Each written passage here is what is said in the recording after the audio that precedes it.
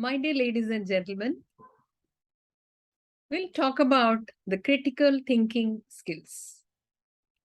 Critical thinking is self-guided, self-disciplined thinking, which attempts to reason at the highest level of quality in a fair-minded way. You have to underline this line, that is fair-minded way.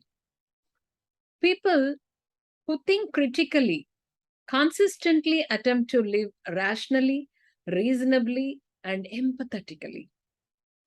They see the intellectual tools that critical thinking offers, the concepts and principles that enable them to analyze and assess and improve their thinking process. So it's all about how you think. And they work diligently to develop the intellectual virtues of intellectual integrity, intellectual humility, intellectual civility, intellectual empathy, intellectual sense of justice, and confidence in reason. Critical thinking is a rich concept that has been developing throughout the past 2,500 years. Critical thinking is the process of actively and skillfully conceptualizing, applying, analyzing, synthesizing, or evaluating information gathered through observation, experience, empathy, reasoning, and communication. Critical thinking, which is very useful in problem solving, is a unique tool for generating creative ideas. Critical thinking is essential, especially for science, but it would be wrong to say that it is used only in science. Especially people who have a career goal and want to be successful should be able to apply the critical thinking process at every stage of their lives. Everyone can use different critical thinking methods about the problem they are dealing with or they're trying to resolve. Whatever you are dealing with, here are some of the common points of critical thinking in general. Let me tell you my learnings and what I have understood.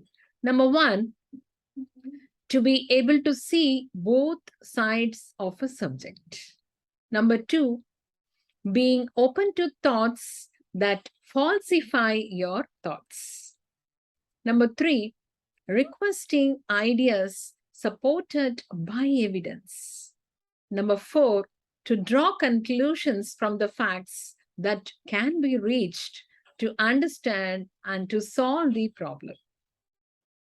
So thinking critically is actually not easy. Even in the academic field, a person may not be an effective critical thinker in all situations. Critical thinking is not a skill that can only be taught through education. First of all, it is necessary to have a curious tendency towards thinking. Only people willing to think can get into critical thinking phase. Those people must be resistant to misdirection. This is the most important step. You get misguided or it takes you to a different direction because of the thoughts which already exist in your mind. Then be able to overcome confusion. Don't get confused. Have some clarity in your thoughts. Make judgments based on the evidence. This is the most important thing which you have to remember. And seek connections between problems and be intellectually independent and must be honest with themselves. So we should not have any bias in our mind. At this point, people who want to think critically should improve themselves in the following things. Number one, breaking an existing problem into small pieces and putting them back together in different ways. Don't keep with a bigger problem where you cannot resolve, you cannot think, you get confused. So break them into pieces. Number two, searching and gathering all kinds of information, facts, and evidence regarding each part of the problem. And number three, understanding the importance of the information obtained and revealing what it means. And number four, foreseeing a plan and putting it into practice. So, this is what is critical thinking. So, let me tell you the different steps of critical thinking. Number one is identify the problem or question. Be as precise as possible. The narrower the issue, the easier it is to find solutions or answers. And number two, gather data, opinions, and arguments. So try to find several sources that present different ideas and points of view. Number three, analyze and evaluate the data. Are the sources reliable? Ask this question to your own self. Are their conclusions data backed or just argumentative? Is there enough information or data to support the given hypothesis? Ask yourself. And number four, identify assumptions. Are you sure the sources you found are unbiased? Are you sure you weren't biased in your search for answers? And number five, establish the significance.